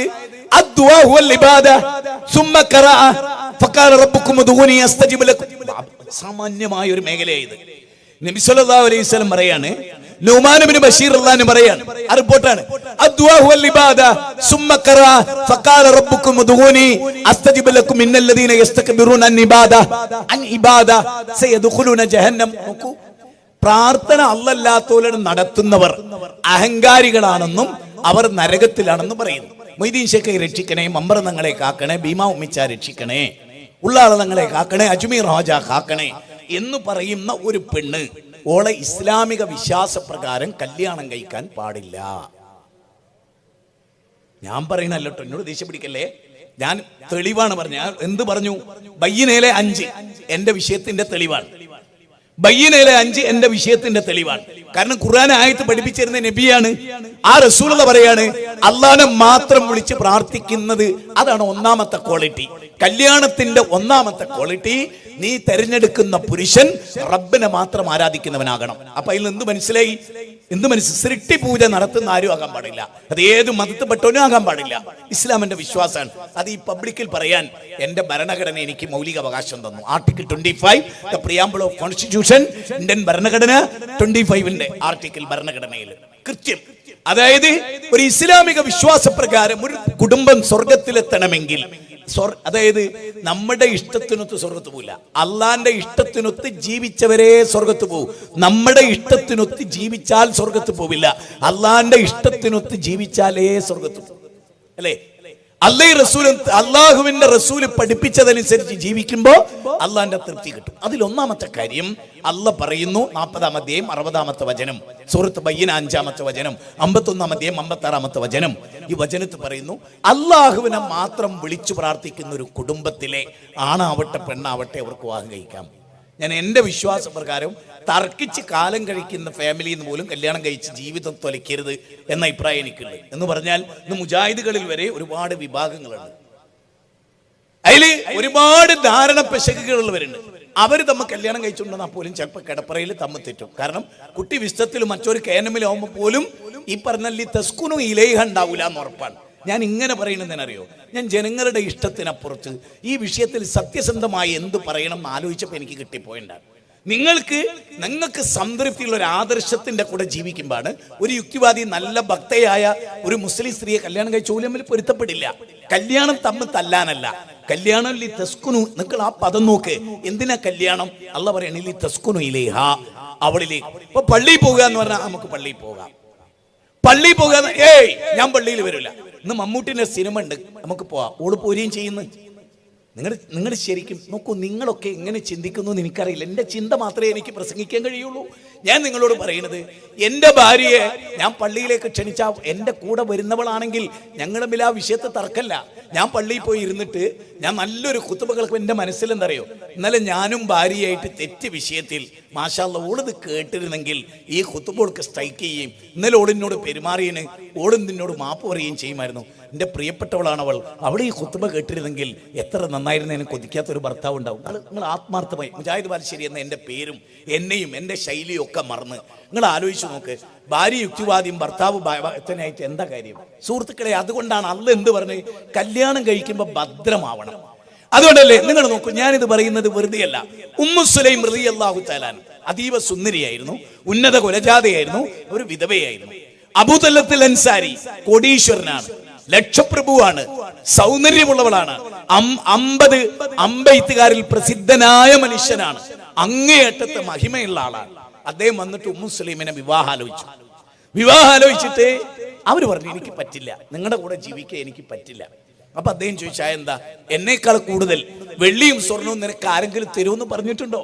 നമ്മൾ ശരിക്കും പ്രസംഗത്തിനൊക്കെ അപ്പുറത്ത് ചിന്തിക്കേണ്ട കുറച്ച് പോയിന്റുകളെ കുറിച്ച്, പച്ചയായ ചില ചരിത്രങ്ങളെ കുറിച്ചാണ് ഞാൻ പറയുന്നത്. അപ്പൊ ചോദിക്കണേ, എന്നേക്കാൾ കൂടുതൽ മഹർ നിനക്ക് വേറെ ആരെങ്കിലും തരുന്നു പറഞ്ഞിരുന്നോ? ചോദ്യമാണ്. അതൊന്നുമല്ല, നിങ്ങൾ ഞാനും പൊരുത്തപ്പെടില്ല ദാമ്പത്യത്തിൽ. കാരണം നിങ്ങൾ ശിർക്ക് ചെയ്യുന്ന ആളാണ്, ഞാൻ തൗഹീദുള്ള പെണ്ണാണ്. എന്റെ തൗഹീദിനോട് നിങ്ങളുടെ ശിർക്ക്. ഞാൻ ഇതെന്തിനു പറയുന്നു? ഇസ്ലാം ഇതാണ്, ഞാൻ ഈ പറയുന്നതാണ് ഇസ്ലാം. ഈ വിഷയത്തിൽ ഞാൻ ഈ പറയുന്നതാണ് ശരി. അവിടെയാണ് അവർ പറയുന്നത്. എന്നിട്ട് അവർ ചോദിക്കുന്ന ഒരു ചോദ്യമുണ്ട്, നിങ്ങൾ ധനാഢ്യനാണ്, എനിക്കറിയാം, നിങ്ങൾ സുന്ദരനാണ്, എനിക്കറിയാം. നിങ്ങൾ അമ്പെയ്ത്തുകാരനാണ്, എനിക്കറിയാം. തലച്ചോറില്ല നിങ്ങൾക്ക്, പെരിച്ചായി തിന്നുക, ഇതിൽ എനിക്ക് യോജിപ്പില്ല. നിങ്ങൾ ബുദ്ധിയില്ല, ഞാൻ ബുദ്ധിയുള്ള പെണ്ണാണ്, നിങ്ങൾക്ക് ബുദ്ധിയില്ല. ഇന്നത്തെ ഏതെങ്കിലും ഒരു പെൺകുട്ടിക്ക് ഇങ്ങനെ, നിങ്ങൾ നോക്ക്, നിങ്ങൾ എവിടെ യാത്ര ചെയ്ത്, ഞാനൊക്കെ 2 മണിക്ക് റെയിൽവേ സ്റ്റേഷനിൽ ഇറങ്ങുന്ന ആളാണ്. തിരൂർ ഒരുപാട് തവണ ഇറങ്ങിയ ആളാണ്, കോഴിക്കോട് ഇറങ്ങിക്കൊണ്ടേയിരിക്കുന്ന ആളാണ്. അതിലൊക്കെ പോകുന്ന പെൺകുട്ടികൾ അതീവ സുന്ദരിയായ പെൺകുട്ടി, മറ്റോ കുളിച്ചിട്ടുണ്ടാവില്ല, പല്ല് വെച്ചിട്ടുണ്ടാവില്ല, ഓന്റെ മുടി ജീവിതത്തിൽ വെട്ടിയിട്ടുണ്ടാവില്ല, കൊതുമ്പിലെലിന്റെ മൈ ഇങ്ങനെ ആയിരിക്കും ഓന്റെ കോലം. എന്നാലും ഈ സുന്ദരിക്ക് ഓനെ ഇഷ്ടപ്പെട്ട എന്തുകൊണ്ടാ? മൂല്യമേ വിഷയമല്ല, മൂല്യം വിഷയമല്ല. ഓന് ചിലപ്പോൾ എനിക്ക് തോന്നാറുണ്ട്, ഇന്നത്തെ കാലത്ത് ഏതെങ്കിലും ഒക്കെ നല്ല പെൺകുട്ടികൾ എന്നിട്ട് ഒരുത്തനെ പ്രേമിക്കാൻ തുടങ്ങി ആദ്യം ചോദിക്കും പല്ലിയേക്കോന്ന്. ഉണ്ട് നിറമുള്ളവർ എന്നെ പറ്റൂലെന്ന്, പല്ലിയേക്കാത്ത ഒരുത്തനെ കിട്ടണം. സത്യമായിട്ട് കാഷ്ടിച്ച കഴുകാത്തവനെ കിട്ടിയ അത്ര ബെസ്റ്റാ. എന്ത് പറ്റിപ്പോയാണ് നമ്മുടെ പെൺകുട്ടിയൊക്കെന്നൊന്നും എനിക്കറിയില്ല. പലപ്പോഴും അറപ്പും വെറുപ്പും തോന്നുന്ന ജന്മങ്ങളെയാണ് കൂട്ടിനെ കൂടുന്നത്. എന്താ, എന്തോ സംഭവിക്കുന്നു ഈ സമുദായത്തിന്. ഞാൻ വെറുതെ ഒരു തെരഞ്ഞെടുപ്പ് പോലും പാളിപ്പോകുന്ന തന്റെ ജീവിതത്തിൽ 4 ആളെ മുമ്പിൽ കൊണ്ടുപോയി വ്യക്തിത്വം കൊണ്ട്, സൗന്ദര്യത്തെ കുറിച്ചെല്ലാം പറയുന്നത്, വ്യക്തിത്വം കൊണ്ട്, ക്വാളിറ്റി കൊണ്ട്, ഗുണം കൊണ്ട്, ആദരവ് കൊണ്ട് എടുത്തു പറയാൻ ഒരു പുരുഷനെ സെലക്ട് ചെയ്യാൻ പോലും നമ്മുടെ മക്കൾക്കറിയില്ലല്ലോ. ഉമ്മു സുലൈം അതീവ സുന്ദരനാ വന്നത്, ധനാഢ്യനാ വന്നത്, അറിയപ്പെട്ട ആളാ വന്നത്, അയോധനമുള്ള ആളാ വന്നത്. നമ്മുടെ കുട്ടികൾ അങ്ങനെയൊക്കെ മസിൽ നോക്കുക, മീശ നോക്കുക, ചിലർ മുടി പെരടി വരെ നീട്ടിയിട്ടുണ്ട്, അത് മതി. അതിനപ്പുറത്ത് ഓൻ കീറിയ ജീൻസ് 38, അതെന്തോ ഒരു പുതിയ മാറ്റ. കാലത്തെ ഉൾക്കൊണ്ട മഹാബുദ്ധിജീവി നമുക്ക് ഉൾക്കൊള്ളാൻ പറ്റാത്തതുകൊണ്ടാണ് ഇപ്പൊ തുണി അയച്ചിട്ട് കിടക്കുന്നതെന്ന് വരെ ചിന്തിക്കുന്ന ചിന്തയാണ്. ഒരാൾ തുണി അയച്ചിട്ടാൽ പോലും ആളുകൾ ജീനിയസ് ആയിരിക്കും, നമുക്കത് മനസ്സിലായിട്ടാണ്. എന്തോ വലിയ സയന്റിഫിക് തെളിയിച്ചപ്പെട്ടിട്ടുണ്ടാവും എന്നൊക്കെയാണ് ചിന്തിക്കുന്നത്. അങ്ങനെയാണ് ഇന്നത്തെ ഒരു തലമുറയുടെ മൊത്തത്തിലുള്ളൊരവസ്ഥ. പക്ഷെ ഉമ്മു സുലൈം തർക്കിച്ചു പറയുന്നു, നിങ്ങൾ ആരാ? ഒരു മരക്കഷ്ണം എടുത്ത് അതുകൊണ്ടൊരു രൂപം ഉണ്ടാക്കി പൂജാമുറി കൊണ്ടുവച്ച് അതിനെ ആരാധിക്കും. ആ മരത്തിന്റെ ബാക്കി അടുപ്പിൽ കൊണ്ടുപോയി വെച്ചാൽ കത്തി ചാമ്പലായി പോകും. അടുപ്പിൽ കൊണ്ടുവച്ചാൽ പാതി കത്തിക്കരിയുന്ന അതിന്റെ പാതി മരം അടുപ്പിൽ വെക്കുമ്പോ അഗ്നിക്ക് കരിച്ചു കളയാൻ കഴിയുന്ന ആ മരത്തെ ആരാധിക്കുന്ന നിങ്ങളെ ബുദ്ധിമതിയായ എനിക്ക് ഉൾക്കൊള്ളാൻ ബുദ്ധിമുട്ടുണ്ട്. അങ്ങനെ പറയുന്ന എത്ര പെൺകുട്ടി നമുക്കുണ്ടാവും? നിങ്ങൾ ചിന്തിച്ചിട്ടുണ്ടോ? മോളെ ആരെ കൂടെയാ?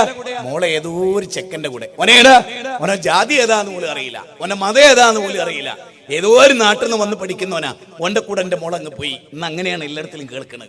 എന്താ മോളെ എന്തേ ചിന്തിച്ച്? നിങ്ങൾ ചോദിച്ചോക്കെ ഒരു 10 ക്വാളിറ്റി അവന്റെ എണ്ണി പറയാൻ പറ. ഒരു ക്വാളിറ്റി എണ്ണാൻ കഴിയില്ല നമ്മുടെ പെൺകുട്ടിക്ക് അവർ തെരഞ്ഞെടുത്ത പുരുഷന്റെ. തിരിച്ചു അങ്ങനെ തന്നെ. എത്ര ദുഃഖകരമാണെന്ന് അറിയോ? എന്നിട്ട് ഈ സംഭവം ശരിക്കും പഠിച്ചോളി നിങ്ങൾ. ഇത് പഠിച്ചാൽ തന്നെ സ്വർഗത്തിലേക്ക് എത്താനുള്ള വഴി എളുപ്പമായി. അടുത്ത എന്താ പറയുന്നത്? അപ്പൊ അദ്ദേഹം ഈ വിഷയം കേട്ടു. എന്താ അവള് വിവാഹം കഴിക്കാത്ത നിങ്ങൾക്ക് ബുദ്ധി ഇല്ലായിട്ടാന്നാ പറയുന്നത്.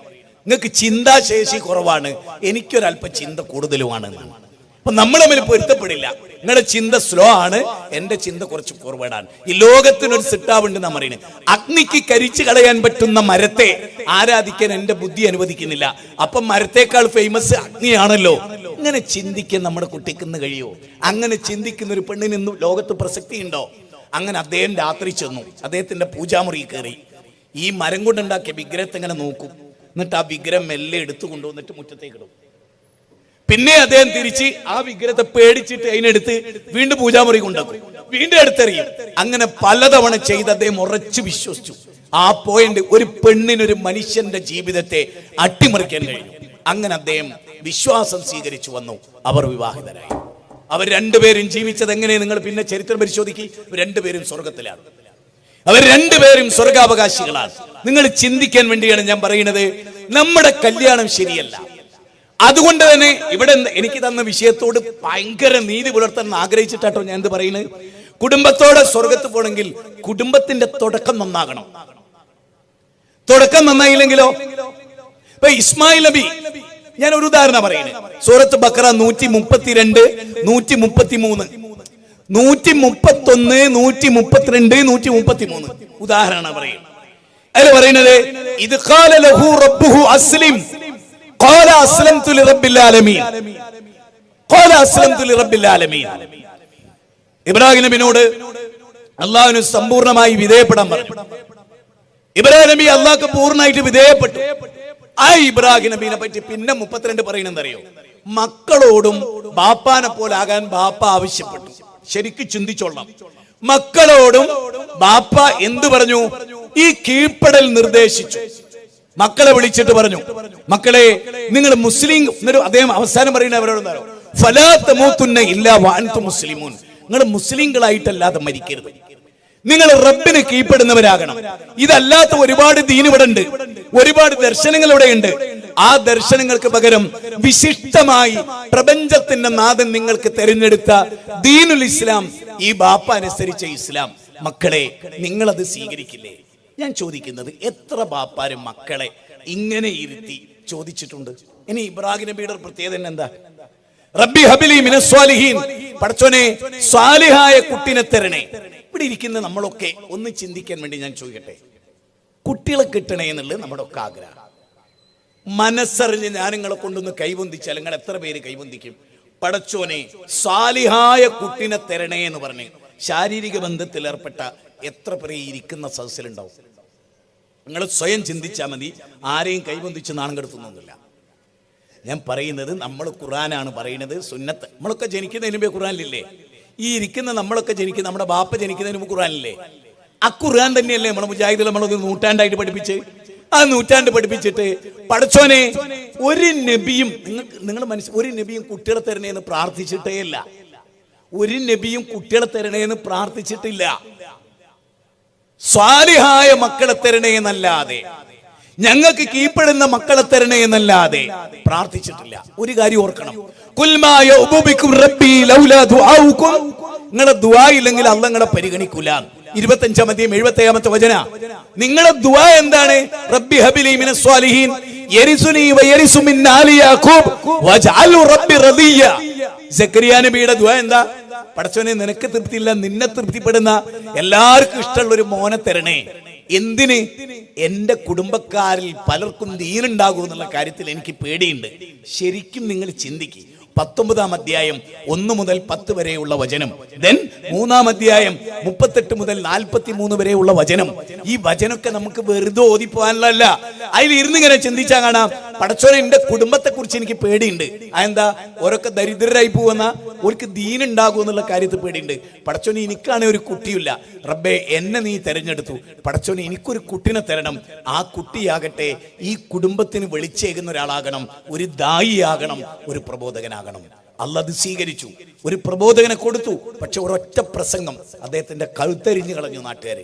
യഹിയാ നബീനെ കഴുത്തറുത്ത് കൊന്നു ഒറ്റ പ്രസംഗം കൊണ്ട്. നിങ്ങൾ ശരിക്കും മനസ്സിലാക്കണം, ഒരു ബാപ്പ സാലിഹായ മകന് വേണ്ടി തേടി, മോൻ രക്തസാക്ഷിയായി, സ്വർഗാവകാശിയായി. സുഹൃത്തുക്കളെ, നമുക്ക് ഈ ബോധമല്ല. നമ്മുടെ തുടക്കം തന്നെ പാളിപ്പോയി. നമ്മുടെ തുടക്കം തന്നെ പാളി. നല്ലൊരു പേരിടെ ഇതൊക്കെ പോട്ടെ, ജനിച്ചിട്ട് നല്ലൊരു പേര് പോലും നമ്മൾ ഇട്ടില്ല മക്കൾക്ക്. സ്വർഗത്ത് പോകണം നമ്മൾ ആഗ്രഹം, എല്ലാവരും ആഗ്രഹം എന്താ? സ്വർഗത്ത് പോകണം. ചില്ലറ പാടാന്നാ കരുതിയ? ചില്ലറ പാടാണോ അതിനെ ഞാൻ പറയുന്നത്? നിങ്ങൾ നോക്ക്, സൂറത്ത് ബക്കറയുടെ 133 എന്താ? അം കുന്തും ശുഹദാ ഇദ ഹളറ യാഖൂബൽ മൗത്ത്. യാക്കൂബ് നബിക്ക് മരണാസന. അതൊരു ബാപ്പയാണല്ലോ. യാക്കൂബ് നബിക്ക് 12 മക്കൾ ഉണ്ടായിരുന്നല്ലോ. ആ മക്കളെ മുഴുവനും മരിക്കാൻ നേരം തൊട്ടടുത്ത് വിളിച്ചു. നമ്മളെങ്ങനെയാ മരിക്കാൻ നേരം മക്കളെ വിളിച്ചു പറയും, മോനെ തിരൂരുള്ള ആ റെസ്റ്റോറന്റ് അത് നിനക്കാട്ടോ, മോളെ അവിടെ ഉള്ള എന്റെ 50 സെന്റ് അത് മൂക്കാട്ടോ. ഇത് പറയാനേ നമുക്ക് നേരം കിട്ടിയുള്ളൂ. പക്ഷെ ഇവിടെ ഒരു പ്രവാചകന്റെ സ്വഭാവത്തെ പറ്റി പറയണം. അദ്ദേഹത്തിന് മരണം ആസന്നമായപ്പോ, ആ മരണം ആസന്നമായപ്പോ നിങ്ങൾ ഉണ്ടായിരുന്നോ അവിടെ? നിങ്ങൾ അദ്ദേഹം ചോദിക്കണം മക്കളോട്, മക്കളെ എന്റെ മരണശേഷം നിങ്ങൾ ആരെയാണ് ഇബാദത്ത് ചെയ്യാൻ? ഒരു ബാപ്പാന്റെ ടെൻഷൻ തന്നെ എന്താണ്? മക്കൾ ശിർക്ക് ചെയ്യുമെന്ന ആ ടെൻഷനായിട്ടാണ് മരിക്കണത്. ചോദിച്ചുറപ്പ് വരുത്തുക. അപ്പൊ മക്കൾ പറയണ, ഇല്ലപ്പാ നിങ്ങളും നിങ്ങളെ പൂർവ്വപിതാക്കന്മാരും ഒക്കെ ആരാധിച്ച ഇവിടെയാണ് ഞാൻ പറയുന്നത്, സ്വർഗം എന്ന് പറയുന്നത് മതം ചർച്ച ചെയ്യുന്ന ഒരു വിഷയമാണ്. ആ സ്വർഗത്തിൽ എത്തണമെങ്കിൽ സ്വർഗത്തിലെത്താൻ ആവശ്യമായ അള്ളാഹ് പഠിപ്പിച്ച പോലെ നമ്മുടെ വിഷയം എന്തറിയോ? സ്വർഗത്തിലേക്ക് എന്നല്ല, കുടുംബത്തോടെ സ്വർഗത്തിലേക്ക്. അതുകൊണ്ടാണ് ഞാൻ ഇങ്ങനെ ഫോക്കസ് ചെയ്യുന്നത്. കുടുംബം എന്ന് പറഞ്ഞാൽ ആരാ? നമ്മുടെ ഉപ്പ, നമ്മുടെ ഉമ്മ. നിങ്ങൾ നോക്കേ, സൂറത്ത് തൂറില് ഞാൻ ആ ഭാഗം നിങ്ങളെ വായിച്ച് കൽപ്പിക്കാം. സൂറത്ത് തൂറിൽ അല്ലാഹു സുബ്ഹാനഹു വ തആല പറയുന്ന വളരെ ശ്രദ്ധേയമായ ഒരു വാചകമുണ്ട്. സൂറത്ത് തൂറിൽ പറയുന്നത്, വല്ലദീന ആമനു, വിശ്വസിക്കുകയും, അതായത് വിശ്വാസം പുലർത്തുകയും, എന്നിട്ട് വത്തബൗഹും ദുർരിയത്തുഹും, അവരെ ആ ഈമാനിൽ പിന്തുടരുകയും ചെയ്യുന്ന മക്കൾ. ശരിക്ക് ചിന്തിക്ക്, ബാപ്പ ഈമാനുള്ള ആളാണ്, ബാപ്പ ഈമാൻ അനുസരിച്ച് ജീവിച്ച ആളാണ്. ആ ഈമാനിൽ ബാപ്പാനെ പിന്തുടർന്ന കുടുംബങ്ങൾ വിശുദ്ധ ഖുർആൻ സൂറത്ത് തൂറിൽ പറയുന്നതാണ്. സൂറത്ത് തൂർ ഖുർആനിലെ 52-ാമത്തെ അധ്യായമാണ്. 21 മുതൽ 25 വരെയുള്ള വചനമാണ്. വിശ്വാസം പുലർത്തിയവരും അവരുടെ സന്തതികളിൽ വിശ്വാസത്തോടെ അവരെ പിന്തുടർന്നവരും. അപ്പൊ ഇന്ന് നമ്മുടെ മക്കൾ നമ്മളെ പിന്തുടരുന്നുണ്ടോ? നമ്മൾ നിസ്കരിക്കുന്ന പോലെ നമ്മുടെ മക്കൾ നിസ്കരിക്കുന്നുണ്ടോ? നമ്മൾ നമ്മുടെ ഭാര്യനണിയിച്ച മഫ്തയും പർദ്ദയും നിഖാബും നമ്മുടെ മക്കൾ ധരിക്കുന്നുണ്ടോ? മറിച്ച് ഏറ്റവും കൂടുതൽ മുസ്ലിം പെൺകുട്ടികൾ ധരിക്കുന്ന ഡ്രസ്സ് ടൈറ്റ് ജീൻസ് ആണ്. ലോകത്ത് എത്ര ദുരന്തം പിടിച്ച ഒരു ഡ്രസ്സ് മാനവ ചരിത്രം എനിക്ക് കണ്ടെത്താനില്ല. ആ ഡ്രസ് കോഡ് ഉണ്ടാക്കിയ വ്യക്തി ഉണ്ടല്ലോ, ഓൻ ഇബ്ലീസിനാൽ ഏറ്റവും കൂടുതൽ സ്വാധീനിക്കപ്പെട്ടൊരു ജന്മമായിരുന്നു. ഞാൻ വെറുതെ പറയണല്ലോ, ഒരു ഈമാനുള്ളവർക്ക്, അതും ആണുങ്ങൾക്ക് വേണ്ടി ഉണ്ടാക്കിയ ഡ്രസ്സാ അത്. റസൂല് പറഞ്ഞ എന്താണ്? ആണിന് നിർമ്മിക്കപ്പെട്ട ഡ്രസ്സ് പെണ്ണിടാൻ പാടില്ല. ഇന്ന് പെണ്ണതല്ലാത്ത വേറെ എന്തെങ്കിലും ഇടുന്നുണ്ടോ? കിടപ്പറയിലും അത് തന്നെ, ഇരുട്ടുമുറിയിലും അത് തന്നെ, ടോയ്ലറ്റ് പോകുമ്പോ അത് തന്നെ. എന്നിട്ട് ടോയ്ലറ്റ് പോകണമെങ്കിൽ കിടക്കയിലേക്കാട് വീണിട്ട് ഉമ്മാനോട് പറയാം ജീൻസിങ് വലിച്ചൂടി ഉമ്മാന്ന് കാൽമെന്ന്. സത്യല്ലേ? പറഞ്ഞ നിങ്ങൾക്കൊന്നും ഇഷ്ടപ്പെടില്ല. നിങ്ങൾക്ക് ഇഷ്ടപ്പെട്ടില്ലെങ്കിൽ ചില പച്ച സത്യം പറയാൻ ഒരു ജന്മെങ്കിലും കേരളത്തിൽ ഉണ്ടായിക്കോട്ടെ സുഹൃത്തുക്കളെ. മനസ്സിലായില്ലേ? ആ പട്ടികപ്പെടുത്തിയാൽ ഒന്നിനും കൊള്ളാത്ത പ്രഭാഷകൻ അങ്ങനെ കൂട്ടിക്കോളി. പക്ഷെ പരലോകം ഇഷ്ടപ്പെടുന്നവർക്ക് ഇതൊക്കെ ഇഷ്ടപ്പെടും, എനിക്ക് ഉറപ്പുണ്ട്. ഇത് തമാശയല്ല. കാരണം കണ്ണടഞ്ഞാ പിന്നെ വേറൊരു ലോകത്തേക്കാ പോണത്. അവിടെ തമാശയല്ല. മിണ്ടൂലടോ അവിടെ. അവിടെ നിങ്ങൾ ശബ്ദിക്കൂല. പടച്ചോന്റെ മുമ്പിൽ പഞ്ചപുച്ഛമടക്കി നിൽക്കുന്ന സ്ഥലം അത്. അതുകൊണ്ട് ഞാൻ ആദ്യമായി പറയുന്നു, നിങ്ങൾ സ്ത്രീകളിൽ ശക്തമായ ഇടപെടേണ്ട ഘട്ടം കഴിഞ്ഞിരിക്കും, അതിക്രമിച്ചിരിക്കും. സ്ത്രീകൾ കേടുവന്നപ്പോഴാണ് ലോകത്ര കേടുവന്നത്. കാരണം മക്കൾക്ക് മാതൃകയല്ല. മക്കൾക്കൊരു മാതൃക വേണ്ടേ? ചൂണ്ടിക്കാണിക്കാൻ ഒരു മാതൃക വേണ്ടേ? വീട്ടിൽ ബാപ്പയില്ല, അമ്മയില്ല. മക്കൾ സ്കൂൾ വിട്ട് 4 മണിക്ക് പുരയിലെത്തുന്നുണ്ട്. ഉമ്മ ജോലി കഴിഞ്ഞിട്ട് 7 മണിക്കാണ് വരുന്നത്, ബാപ്പ 9 മണിക്കാണ് വരുന്നത്. ഈ 4 മണീന്റെ 7 മണീന്റെ ഇടയിൽ ആ വീട്ടിൽ എന്തൊക്കെയാ നടക്കണമെന്ന് എപ്പോഴെങ്കിലും ചിന്തിച്ചിട്ടുണ്ടോ? മക്കൾക്ക് ഇത്രയേറെ സുഖം കിട്ടിയൊരു കാലം, കേടുവരാനും കാമുകനെ കൊണ്ടുവരാനും വീട് ഇത്ര സുരക്ഷിതമായൊരു കാലഘട്ടം, AC റൂം ഇത്ര സുരക്ഷിതമായൊരു കാലഘട്ടം, ബാപ്പധ്വാനിച്ച് ചോര നീരാക്കിയ ബെഡ്റൂം, കല്യാണം കഴിക്കാത്ത മോൾക്കും കാമുകനും കിടക്കാൻ ഉപ്പയും ഉമ്മയും ഒരുക്കി കൊടുക്കുന്ന ഒരു ലോകം നിങ്ങൾക്ക് ഇഷ്ടപ്പെടില്ല എന്റെ ഈ പരാമർശം. എന്തുകൊണ്ട് നിങ്ങൾക്ക് നിർബന്ധമായിരുന്നു ജോലി തേടി പോവുക എന്നുള്ളത്? ആ ജോലി തേടിപ്പോയപ്പോ നിങ്ങളുടെ ഏറ്റവും വലിയ ജോലി മക്കളെ നന്നാക്കലായിരുന്നു. അതിന് നിങ്ങൾക്ക് നേരം കിട്ടിയില്ല. അപ്പൊ ഞാൻ പറഞ്ഞത് എന്താ? മക്കളെ നന്നാക്കാൻ കഴിഞ്ഞുകൊണ്ട് നിങ്ങൾക്ക് ജോലിക്ക് പോകാൻ പറ്റുമോ? നിങ്ങൾ പോയിക്കോളി. മക്കളെ ശ്രദ്ധിക്കാൻ പറ്റാതെ ജോലി മാത്രമായോ? വലിയ ദുരന്തമാണ് വരാനിരിക്കുന്നത്. മക്കളെ ശ്രദ്ധിക്കാൻ ആളില്ലെന്നേ. അതുകൊണ്ട് തന്നെ മക്കൾ മാറാനുള്ള സാധ്യത വളരെ കുറവാണ്. ഇപ്പൊ നമ്മൾ ഇവിടുന്ന് പോകുമ്പോ ഞാൻ സ്വർഗ്ഗം, അങ്ങനല്ല. വിശുദ്ധ ഖുർആൻ പറയുന്ന ഒരു കാര്യം കേട്ടോ, അലൈക്കും അൻഫുസക്കും, നിങ്ങൾ നിങ്ങളുടെ നഫ്സിനെ കാക്കണം. നരകത്ത് നിങ്ങൾ എന്താ പറയുന്നത്? നമ്മളൊക്കെ പറയുന്നത് സൂറത്ത് തഹ്രീമിൽ 6-ാമത്തെ വചനം, യാ അയ്യുഹല്ലദീന ആമനൂ ഖൂ അൻഫുസക്കും വഅഹ്ലീകും നാറ. നിങ്ങൾ നിങ്ങളുടെ നഫ്സിനെ നരകത്തെ കാക്കണം. പോരാ, വഅഹ്ലീകും നാറ, നിങ്ങളുടെ കുടുംബത്തെയും. അലി റളിയല്ലാഹു പറയുന്നു, വഅല്ലിമൂഹു വഅദ്ദിബൂ, നിങ്ങൾ കുട്ടികൾക്ക് അദബ് പഠിപ്പിക്കണം, കുട്ടികൾക്ക് അറിവ് കൊടുക്കണം. നമ്മുടെ പെൺകുട്ടികളുടെ ഈ ഇരുത്തം പോലെ എങ്ങനെയാണ്? കാലൊക്കെ കയറ്റി വെച്ച് കാലൊക്കെ ഇങ്ങനെ ഇരിക്കുന്ന ഒരു സ്ഥലത്ത് പോയാൽ പോലും, കുറെ ആളുകളുള്ള ഒരു സ്ഥലത്ത് പോയാൽ പോലും നമ്മുടെ മക്കൾക്ക് ഇരിക്കാൻ അറിയോ? നമ്മുടെ മക്കളുടെ അവസ്ഥ എന്താണെന്നറിയോ? നമ്മുടെ വീട്ടിൽ നിന്നല്ലേ അവർ പോണത്? ചുണ്ടിൽ ചായം തേക്കുന്ന ആ ചായം മാറ്റി വെച്ചതിന്റെ പേരിലല്ലേ മെഞ്ഞാന്നൊരു അമ്മനെ കൊന്നത്, അടിച്ചത്, കുത്തിയത്, ചവിട്ടിയത് അല്ലെ? അങ്ങനത്തെ ഒരു ലോകത്ത് നമ്മൾ ജീവിക്കുമ്പോൾ ഇച്ചിരി ഗൗരവത്തോട് ഈ മണ്ഡല സമ്മേളനത്തിൽ നിങ്ങൾ മാത്രം സ്വീകരിച്ചാൽ മതി. ഈ മണ്ഡലം നന്നാകാൻ നമ്മൾ മാത്രം മാതൃകയായാൽ മതി. ആ മാതൃകയിലെ ഏറ്റവും പ്രധാനമായ ഭാഗമാണ് അല്ലാഹ് പറയാണെന്ത്? വിശ്വാസത്തിൽ നിങ്ങളെ പിന്തുടരണം. ഇബ്രാഹിം നബി അലൈഹിസ്സലാമിനെ ഇസ്ഹാഖും ഇസ്മായിലും പിന്തുടർന്നു. ഒരു കാര്യങ്ങൾ ആലോചിച്ചോ. ബാപ്പ പറയണം, മോനെ, ബാപ്പ ഒരു സ്വപ്നം കണ്ടിട്ടുണ്ട് നിന്നെ അറക്കാൻ. ഇന്നത്തെ കാലത്ത് നിങ്ങൾ BP അങ്ങാടിയിലെ മണ്ഡലത്തിൽ, നമ്മുടെ തിരൂർ മണ്ഡലത്തിൽ ഒരു മകനോട് പറഞ്ഞു, അടുത്ത വലിയൊരുനാളിന് എന്നെ അറക്കാൻ തീരുമാനിച്ചു. ഓൻ പറയും, കൊട്ടേഷൻ പാർട്ടിനെ കൊണ്ടുവരും, തന്തേ എന്റെ കഥ ഞാൻ കഴിക്കും. നേരെ മറിച്ച് ഇബ്രാഹിം നബിയോട് ഇസ്മായിൽ നബി ഇത് പറയുന്നില്ല. എന്തുകൊണ്ട്? ആ ബാപ്പാനെ പൂർണ്ണമായി കണ്ടു പഠിച്ചു ഈ മകൻ. ആ ബാപ്പ എന്നോടൊരു കാര്യം കൽപ്പിച്ചാൽ അത് എനിക്ക് ഉപകാരവും, ഉപ്പാക്കല്ല, അത് എനിക്കാണ് ഉപകാരം. അതുകൊണ്ട് ആ മകൻ പറഞ്ഞ എന്താ? ഉപ്പ വേഗം നടപ്പാക്കിക്കൊള്ളി, ഏറ്റവും വലിയ ക്ഷമാലയായിട്ട് ഉപ്പാന്റെ മോനെ കാണാം. എന്താ 96 86 ഒക്കെ വയസ്സുള്ള കാലത്ത് പ്രാർത്ഥിച്ചിട്ട്, പടച്ചോനെ സ്വാലിഹായ ഒരു കുട്ടിനെ തരണേന്ന് 37-ാം അധ്യായം 100-ാമത്തെ വചനം, ആ വചനത്തിൽ പ്രാർത്ഥിച്ചിട്ട് അള്ളാഹ് കൊടുത്ത മകനാ ഇസ്മായിൽ നബി.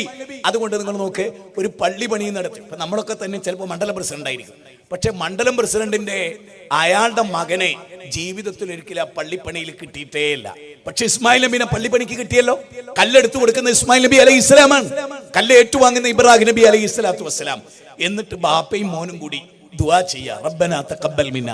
നമുക്ക് എത്ര പേർക്ക് ഈ സൗഭാഗ്യം ഉണ്ടായിട്ടുണ്ട്? ബാപ്പയും മക്കളും ഒക്കെ ദീൻ. അതാണ് വിശുദ്ധ ഖുർആൻ സൂറത്ത് തൂറിൽ പറയുന്നത്. എന്ത്? അവരെ പിന്തുടരുകയും ചെയ്ത സന്താനങ്ങൾ ഞങ്ങൾ അവരോടൊപ്പം ചേർക്കും. അല്ലാഹ് പറയാൻ, നിങ്ങളോടൊപ്പം ആ സന്താനങ്ങളെയും ചേർക്കും. എവിടെ? സ്വർഗത്തില്.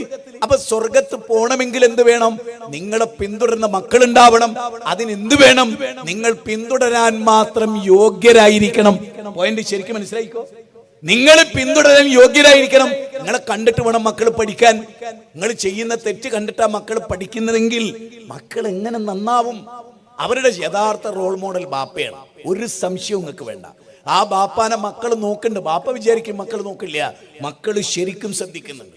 ബാപ്പാന്റെ അവിഹിത ബന്ധം മനസ്സിലാക്കിയ മക്കളുണ്ട് നമ്മുടെ കൂട്ടത്തിൽ, പലരും ഉണ്ട്. അവർ പറയില്ല. അവർ അത് ലൈസൻസ് ആക്കി. അവർക്ക് കേടുവരെ ഉമ്മാക്ക് ഓട്ടോറിക്ഷക്കാരനായിട്ട് ഒരു ചെറിയ ബന്ധം തുടങ്ങിയിട്ടുണ്ട്. മകൾക്ക് പെട്ടെന്ന് മനസ്സിലായിട്ടുണ്ട്. ആ മനസ്സിലാക്കിയ മകളത് മിണ്ടൂല. കാരണം 7ാം ക്ലാസ്സിൽ അവൾക്ക് 8ാം ക്ലാസ്സിൽ ഒരു പയ്യനായിട്ട് ബന്ധമുണ്ട്. അതുകൊണ്ട് ഉമ്മാന്റെ തണലിൽ മക്കളും മക്കളെ തണലിൽ ഉമ്മയും. ചില വീടുകളിലൊക്കെ എങ്ങനെ അറിയുന്നത്? ഉമ്മാക്ക് ഒരേ മക്കൾക്ക് കണക്ഷൻ ഉണ്ട്, മക്കൾക്ക് ഉമ്മാക്ക്. അത് രണ്ടുപേർക്ക് അങ്ങോട്ടും ഇങ്ങോട്ടും അറിയാം. അതുകൊണ്ട് എൻ്റെ ഞാനും മിണ്ടൂല, എൻ്റെ ഇയ്യും മിണ്ടണ്ട. സത്യമായും ആ കുടുംബക്ക് എന്തിനു പറ്റും? ആ കുടുംബക്ക് എന്തിനു പറ്റും നിങ്ങൾ വിചാരിക്കുന്നത്? എന്താണ് ആ കുടുംബത്തിന്റെ ഒക്കെ അവസ്ഥ നിങ്ങൾ വിചാരിക്കുന്നത്? ഒറ്റ വഴിയേ ഉള്ളൂ. ആ വാചകം ഞാൻ പറയാം, നിങ്ങൾ കേട്ടോ. വിശുദ്ധ ഖുർആനെ കുടുംബത്തോടെ സ്വർഗത്ത് പോകണമെങ്കിൽ 10-ാം അധ്യായം 19-ാമത്തെ വചനം മനസ്സിരുത്തി ഒന്ന് വായിച്ചു നോക്ക്. ഞാൻ പറഞ്ഞല്ലോ, വെടിച്ചില് പ്രസംഗമൊന്നല്ല ഞാൻ എന്ന് പറയുന്നത്. പക്ഷേ പടച്ചവനാണ് നിങ്ങൾ ഈ കാര്യം അള്ളാഹുവിന്റെ ഗ്രന്ഥത്തിൽ നോക്കൂ. വമൻ അറാദൽ ആഖിറത വസഅ ലഹാ സഅയഹാ വഹുവ മുഅ്മിനുൻ. നോക്കൂ, അല്ലാഹു സുബ്ഹാനഹു വ തആല പറയാ, ഫഉലൈക കാന സഅയുഹും മഷ്കൂറ. എന്താണ് ഈ വചനം പറയുന്നത്? ആരെങ്കിലും പരലോകത്തെ ഉദ്ദേശിക്കുകയും, കണ്ടോ, പരലോകത്തെ ഉദ്ദേശിക്കണം. വിശ്വാസം മാത്രം പോരാ, ഉദ്ദേശിക്കണം. എന്നിട്ട് അതിൻ്റെതായ പ്രവർത്തനം. വല്ലാത്തൊരു വാക്കല്ലേ? ഈമാൻ ഉണ്ടാകണം, പരലോകത്തെ ഉദ്ദേശിക്കണം, ആ സ്വർഗം കിട്ടാൻ വേണ്ടിയുള്ള പണിയെടുക്കണം. എന്താണ് ഇതിന് ഉലമാക്കൾ പറഞ്ഞ ഈ ഖുർആന്റെ വചനത്തിന് 10-ാം അധ്യായം 19-ന്? പരലോകത്തെ ഉദ്ദേശിച്ചുകൊണ്ട് വേണം ഓരോ മൈക്രോ സെക്കൻഡിലും. രാത്രി കിടക്കുമ്പോൾ മക്കളോട് പറയണം, എല്ലാവരും വെക്കണം, സുബൈക്ക് എഴുന്നേക്കണം, വാപ്പാന്റെ കൂടെ വരണം. ഞാൻ ടോയ്ലറ്റ് പോയി പുറപ്പെട്ട് കൊലായിലെത്തുമ്പോഴേക്ക് നിങ്ങൾ കൊലായിലെത്തണം, നിങ്ങൾ എഴുന്നേക്കണം എന്ന് പറയാൻ നമുക്ക് സാധിക്കണം. മോനെ നിസ്കരിച്ചോ എന്ന് ചോദിക്കാൻ നമുക്ക് സാധിക്കണം. നന്മകളിൽ അവർ നമ്മളോടൊപ്പം ഉണ്ടാകണമെന്ന് കയ്യും പിടിച്ച് നമ്മുടെ കൂടെ നമ്മുടെ മക്കൾ ഉണ്ടാവണം. നമ്മുടെ മക്കൾക്ക് ഏറ്റവും ഇഷ്ടം ബാപ്പാനോടാകണം. ഇന്നത്തെ സ്ഥിതി എന്താ അറിയുന്നത്? ഇന്ന് ബാപ്പയും ഉമ്മയുള്ള വീട്ടിൽ വരാൻ മക്കൾക്ക് ഇഷ്ടമല്ല. മക്കൾ വീട്ടിലെത്തിയാൽ ബാപ്പാനെയും ഉമ്മാനെയും കണ്ട് അവർക്ക് വേറെ എവിടെയും പോകണം, ചങ്ങാതിമാരെ കൂടെ പോകണം. ശരിക്കും നമ്മളൊരു ചങ്ങാതിയായാൽ ബാപ്പയുമാണ് ചങ്ങാതിയുമാണ്. അങ്ങനെ ഒന്നും നിങ്ങളായി നോക്ക്. 11 മക്കളെ കൊണ്ടെടുക്കുന്ന ഒരു ബാപ്പയാണ് ഞാൻ. അതായത് ഈ പ്രസംഗിക്ക് നെയ്യുള്ളവൻ 11 മക്കളെ കൊണ്ടെടുക്കുന്നുണ്ട്. ഞാൻ ഇന്ന് ഇവിടെ വന്നിട്ട് ആദ്യം ചെയ്ത് എൻ്റെ മോളെ അടുത്ത് പോയി, ഓളെ കൊണ്ടുപോയി, ഒക്കെ ഇഷ്ടമുള്ളൊരു സ്ഥലത്ത് കൊണ്ടുപോയി. ഒരു ചെറിയ ഭക്ഷണം വേണം, അത് വാങ്ങിച്ചു കൊടുത്ത്. അപ്പൊക്കെ ഞാൻ ചിന്തിക്കുന്നത് എന്താണ്? നമ്മുടെ മക്കൾക്ക് നമ്മളല്ലാതെ എന്തും പറയാൻ, എന്തും കേൾക്കാൻ, നമ്മളോട് തുറന്ന് പറയാൻ, അവർക്കൊന്ന് കരയണം തോന്നി നമ്മളെ കെട്ടിപ്പിടിച്ച് കരയാൻ നമ്മളെ മക്കൾക്ക് നമ്മളെ കിട്ടുന്നുണ്ടോ? ഞാൻ ഇവിടെ ഇരിക്കുന്ന ഉമ്മമാരോട്, നിങ്ങൾ രാവിലെ ജോലിക്ക് പോകുന്ന പലരും, നിങ്ങൾ വൈകുന്നേരം ക്ഷീണിച്ച് കയറി വരുന്നത്, എന്തെങ്കിലും ഒന്ന് പറഞ്ഞ് കുട്ടി വരുമ്പോഴേ പോവിടുന്ന് രാവിലെ പോയതാ, ഞാൻ തലവേദനിച്ചിട്ട് വയ്യ, ഇന്നും ബസ്സിൽ നിന്ന്. ആരാ നിങ്ങളോട് ഇത്ര റിസ്ക് എടുക്കാൻ പറഞ്ഞത്? നിങ്ങളെ മോളേക്കാൾ വലുതായിരുന്നു നിങ്ങളെ ജോലി ആയിരുന്നു. നിങ്ങൾ ചിന്തിക്കും മനുഷ്യന്മാരെ, നിങ്ങളുടെ മക്കൾ കേട്. എന്നിട്ട് നിങ്ങൾ കുട്ടീനെ ആട്ടുമ്പോൾ ആ കുട്ടീൻ്റെ മനസ്സ് വേദനിക്കും. എന്നാൽ നാളെ രാവിലെ കുട്ടി സ്കൂൾ പോകുമ്പോൾ പീഡിയയിലുള്ള ഒരാൾ ആ കുട്ടീനോട് സ്നേഹത്തോട്, എന്താ എൻ്റെ കുട്ടീൻ്റെ മുഖത്തൊരു വല്ലായ്യ, എന്നിട്ട് വാ ഞാൻ ചോദിക്കട്ടെ എന്താണ്, എന്നിട്ട് 2 വാക്ക് ആ കുട്ടിക്ക് പറയാനുള്ള ഇയാൾ ചെവിയച്ചു കൊടുത്താൽ ഇൻഷാ അല്ലാഹ് നിങ്ങളെ കുട്ടി നാളെ അയാളെ പീഡിയയിലെത്തും. മറ്റന്നാൾ അയാൾ നിങ്ങളെ കുട്ടീനെ വേറൊരു കണ്ണോടുകൂടി കണ്ടു തുടങ്ങും. അതിന്റെ കാരണക്കാരി നിങ്ങളായിരുന്നു. ഇത് ഞാൻ പറയാൻ ഞാൻ മടിക്കില്ല. ഞാൻ നിങ്ങളാരെയും ചെലവിൽ ജീവിക്കുന്ന ഒരാളല്ല. പക്ഷേ ഈ ലോകം ഇങ്ങനെ കേടുവരുന്നതിൽ ദുഃഖിക്കുന്ന ഒരു പൗരനാണ്. അതുകൊണ്ട് ഞാൻ പറയാണ്, നിങ്ങൾ ജോലിക്ക് പോവുക, എന്തോ നിങ്ങൾ ചെയ്തോളി, അള്ളാഹ് ഹലാലാക്കി. പക്ഷെ സ്വന്തം മക്കളെ മറന്നുകൊണ്ടും കുടുംബത്തിന്റെ ഭദ്രത മറന്നുകൊണ്ടും നിങ്ങൾ മെനക്കെട്ടൽ ഒരു സ്വർഗത്തിലും വാങ്ങാൻ കഴിയില്ല. ദുനിയാവ് എന്നെ നരകമായി ചേരും, ഒരു സംശയം വേണ്ട. ദുനിയാവ് തന്നെ നരകമായി തീരും എന്നതൊരു സംശയം വേണ്ട. ഇവിടെ ഞാൻ 2-3 ഖുർആനിക വചനം കൂടി പറയാം. ഒന്ന്, വമൻ അറാദൽ ആഖിറ, പരലോകത്തെ ഉദ്ദേശിക്കണം. വസഅലഹ സഅയഹ, അതിന് അതിൻ്റെതായ പ്രവർത്തനം നടത്തണം. അപ്പൊ QHLS കുട്ടികളെ കൊണ്ടുപോകണം, ഭാര്യനെ കൊണ്ടുപോകണം. അവരെ വസ്ത്രം, മോളെ ഈ വസ്ത്രം എൻ്റെ കുട്ടിക്ക് വേണ്ട, എൻ്റെ കുട്ടിക്ക് ഇതിലൊക്കെ വലിയ തകരാറുണ്ട്, നിങ്ങൾ നോക്ക്. നമ്മുടെ മക്കളോട് നമ്മൾ പറഞ്ഞു കൊടുക്കണ്ടേ? ഞാൻ കഴിഞ്ഞ ദിവസം ഞാനും എൻ്റെ കുടുംബം കൂടി ഉപ്പാനെയും കൊണ്ട് ശാന്തി ഹോസ്പിറ്റലിൽ പോവാണ്. അപ്പൊ അവിടെ ഒരു കുട്ടിനെ കൊന്ന സ്ഥലം ഉണ്ടല്ലോ, താമരശ്ശേരി എത്തുന്നതിന് മുമ്പ് കോരങ്ങാട് ഷബാസിനെ കൊന്നല്ലോ. അപ്പൊ കഴിഞ്ഞ ദിവസം കണ്ടില്ലേ കുട്ടീനെ മർദ്ദിക്കുന്ന സ്കൂള്? ആ ജാതി മക്കളാണ് ഇവിടെ വളരുന്നത്. ഏത് ജാതി ഇടിയാണ് ആ മോനെ? സ്വന്തം സ്കൂൾ പഠിക്കുന്ന കുട്ടിയാണ്. അതായത് ഈ റീലും സിനിമയും ഇപ്പോഴത്തെ മലയാള സിനിമ പോലും ഇത്രയേറെ ക്രൂരത കാണിക്കുന്ന അത് കണ്ടു വളരുകയാണ്. എന്നിട്ട് ഓൻ്റെ മനസ്സ് തോന്നുന്നറിയോ, ഇവന് ഞാൻ ഏതൊക്കെ ടൈപ്പിൽ ഇടിക്കും, അപ്പോഴാണ് ഞാൻ ഈ ഹീറോ ആകുക. മനസ്സിലായില്ലേ? ആ ചങ്ങാതിനെ കൊണ്ടല്ല, ആ കുഞ്ഞിനെ കൈകാര്യം ചെയ്യുന്ന ചെറിയവനൊക്കെ ശരിക്കും നാട്ടുകാർ മുമ്പ് കിട്ടി അടിച്ചോട് കൊന്നാണോ, പിന്നെ പോലീസിനൊന്നും കൊടുക്കില്ല. കാരണം മനുഷ്യന് ദേഷ്യം, ഒരു മകനെയാണല്ലോ ഈ കൈകാര്യം ചെയ്യുന്നത്. അപ്പൊ ഇങ്ങനത്തെ മക്കൾ ഇവിടെ വളർന്നു വരുന്നുണ്ടല്ലോ. അതുകൊണ്ട് തന്നെ നമ്മൾ ശരിക്കും ചിന്തിച്ചാൽ എവിടെയൊക്കെയോ നമ്മുടെ തകരാറുകളെ കുറിച്ച് നമ്മൾ ചിന്തിക്കുക. അപ്പം നമ്മൾ അതിൻ്റെതായ ഒരു പ്രവർത്തനം, നമ്മുടെ കുട്ടിക്ക് അതിന് അനുയോജ്യമായ സാഹചര്യം ഏർപ്പെടുത്തി കൊടുക്കുക. ഈ ഡ്രസ്സ് നല്ലതല്ലെന്ന് പറയുക. മോളെ, നമ്മളെ സംബന്ധിച്ചിടത്തോളം പടച്ചോന് ഇഷ്ടമല്ല ഈ വേഷം, പടച്ചോന് ഇഷ്ടമല്ല.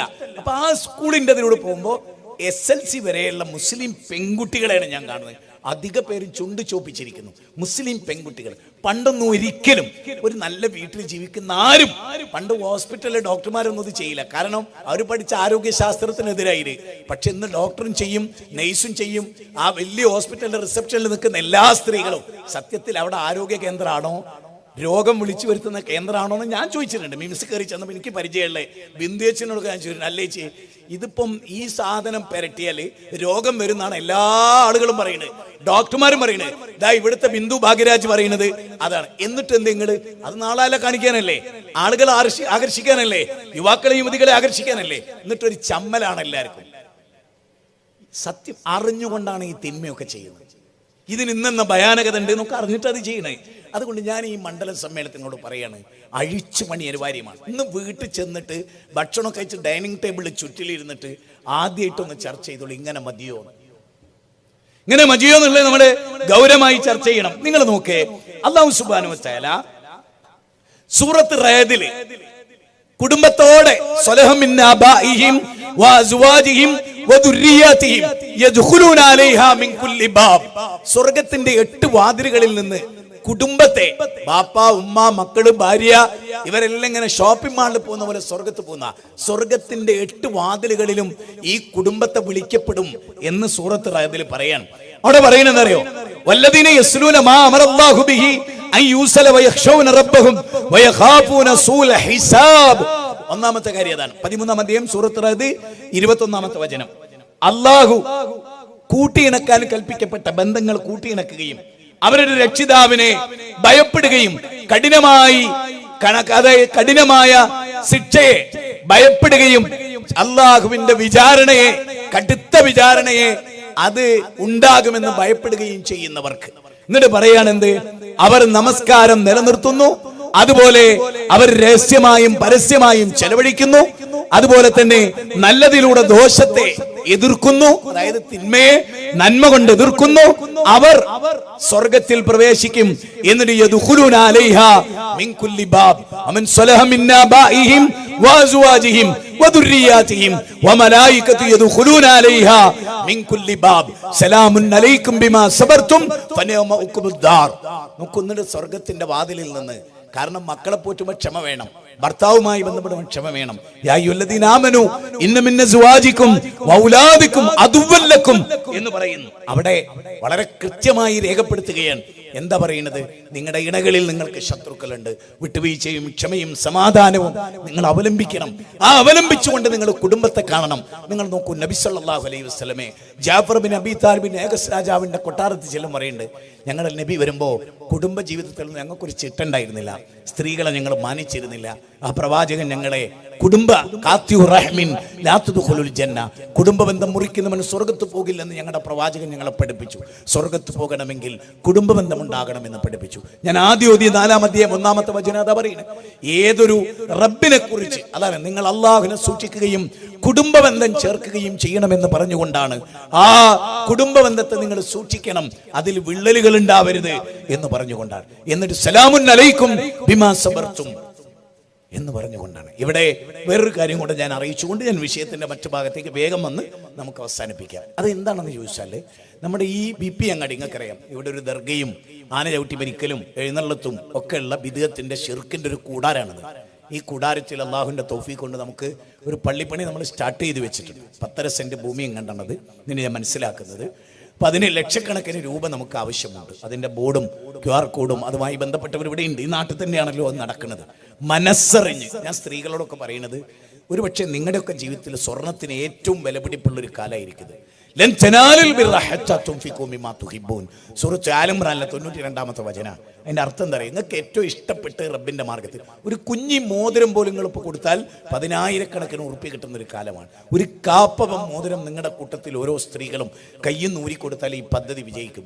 കൊടുക്കാൻ അല്ല പറയണെന്നറിയോ, പെണ്ണെ നിനക്ക് ഏറ്റവും ഇഷ്ടപ്പെട്ട പൊന്ന്, പെണ്ണെ നിനക്ക് ഏറ്റവും ഇഷ്ടപ്പെട്ട പൊന്ന് അള്ളാന്റെ മാർഗത്ത് കൊടുത്ത് പുണ്യം നേടിക്കോ. നിങ്ങൾക്ക് ഏറ്റവും ഇഷ്ടപ്പെട്ട വസ്തു കൊടുത്ത് നിങ്ങൾ സ്വർഗം നേടിക്കുമെന്ന് പുരുഷന്മാരോടും ആ ആയത്തിലൂടെ അള്ളാഹു പറയാണ്. അതുകൊണ്ട് ഈ പള്ളിയുടെ കാര്യം നിങ്ങൾ പ്രത്യേകമായി ശ്രദ്ധിക്കണം. ഞാൻ എൻ്റെ വിഷയത്തിൻ്റെ മറ്റു ചില ഭാഗം വളരെ കൂടുതലൊന്നുമില്ല, കുറച്ച് സമയം പറഞ്ഞ് അവസാനിപ്പിക്കണം. അതിലൊരു പ്രധാന കാര്യം കൂട്ടുകെട്ടിനെ കുറിച്ചുള്ള ഒരു ചിന്ത.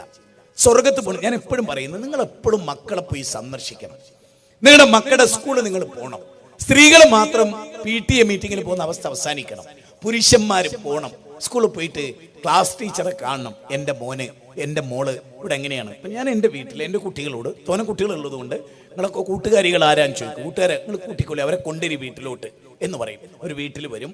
വീട്ടിലവർ വരുമ്പം തന്നെ അറിയാം ഈ കുട്ടികൾ നല്ല കുട്ടികളാണോ, നമ്മുടെ മക്കൾക്ക് പറ്റിയവരാണോ അല്ലേ. അപ്പോൾ നമ്മളൊന്ന് പറഞ്ഞു കൊടുത്താൽ മതി, മോളെ ഈ വേഷം ധരിച്ച് ഈ കുട്ടിയെ സൂക്ഷിക്കണം, അവൾക്ക് നീ പറഞ്ഞു കൊടുക്കണം, ഇതൊന്നും നമുക്ക് ശരിയല്ലെന്ന് പറയണം. ഒക്കെ മുസ്ലിം കുട്ടികളായിരിക്കും.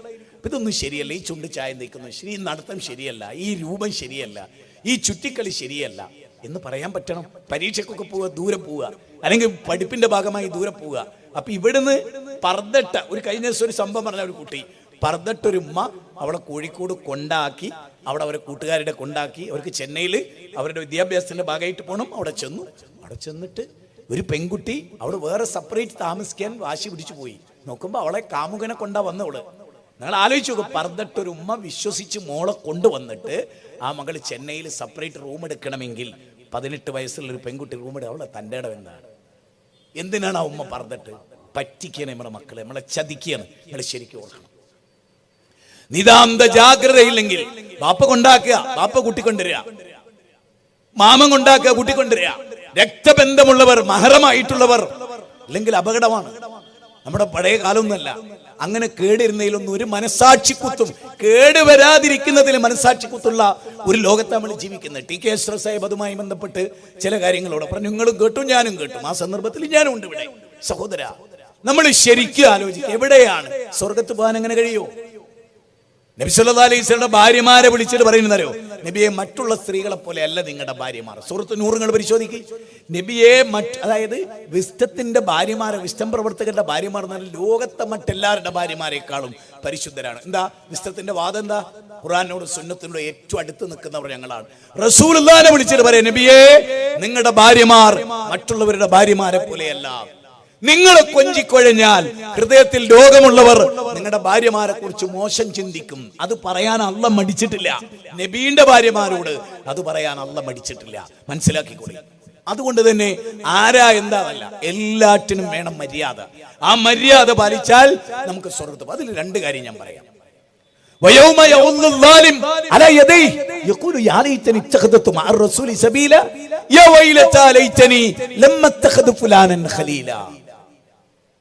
സൂറത്ത് ഫുർഖാനാണ് 25-ാം അധ്യായം 27-28 വചനം. അതിൽ പറയുന്നത് അക്രമികൾ പരലോകത്ത് കൈകടിക്കും.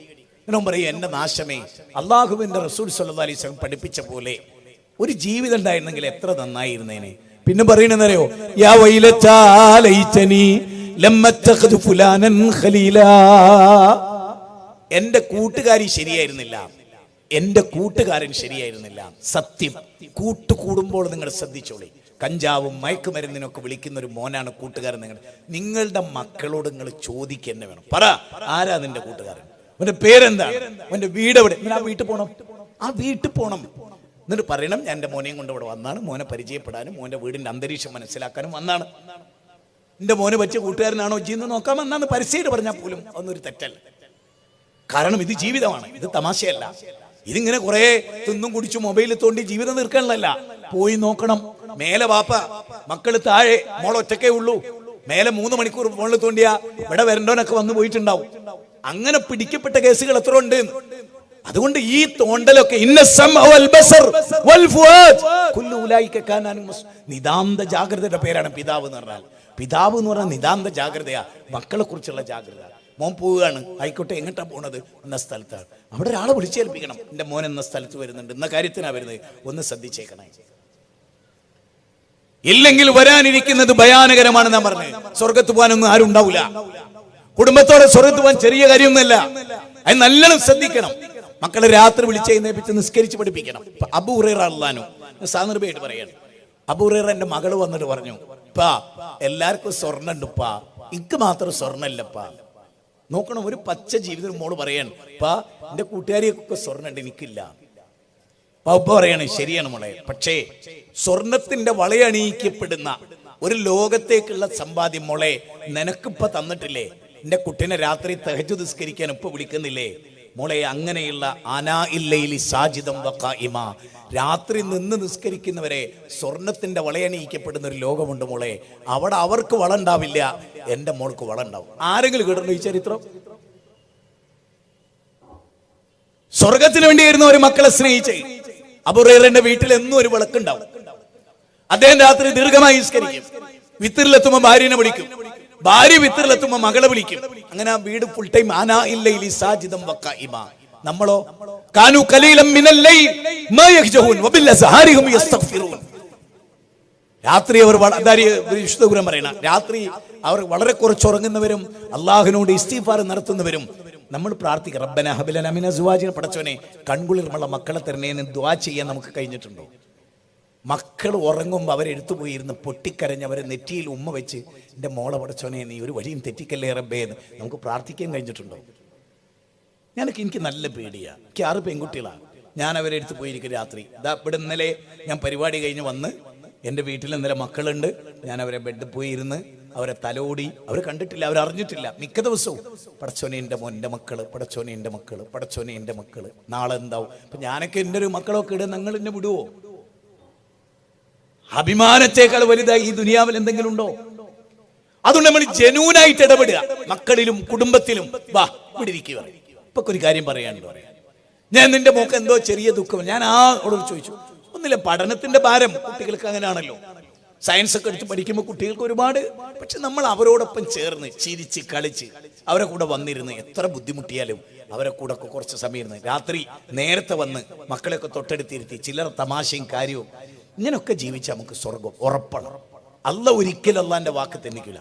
വേറൊരു സ്ഥലത്ത് ഞാൻ ആ ഭാഗം പറഞ്ഞുകൊണ്ട് ഇൻഷാ അല്ലാഹ് നമ്മുടെ വിഷയം ദീർഘിപ്പിക്കുന്നില്ല. 10 മണിയാ പറയും. കുറെ വിഷയങ്ങൾ നിങ്ങൾ കേൾക്കുകയും ചെയ്തില്ല, മുഷിപ്പിക്കുന്നതും ശരിയല്ല.